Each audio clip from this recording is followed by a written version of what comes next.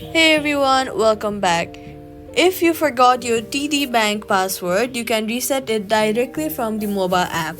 First, open the TD Bank app and then click on Need help logging in and then click I forgot my password. Then enter your username, then your social security number, and then only be sure to enter your last four digits only. After that, you're going to follow the on-screen instructions, then verify your identity using the security code sent to you on your phone. For if they have sent it on your phone, check in your SMS. Then if you've given them your Gmail, then check in your primary sector of the Gmail. If not, then check for spam and junk folder as well. Sometime it ends up there.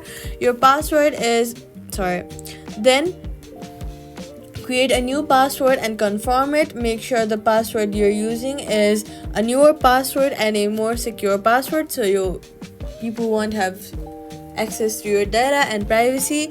Then return to the login screen and sign in using your new password. Your password is now reset and you can safely access your TD Bank account again, and that's it. Subscribe for more quick